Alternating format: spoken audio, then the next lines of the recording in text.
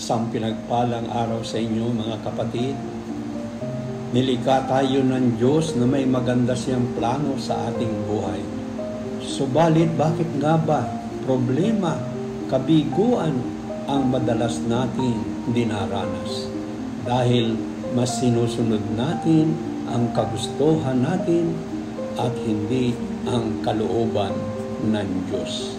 But the good news is this: God's plan never changes. Even when we fail, He is still waiting for us to return to Him.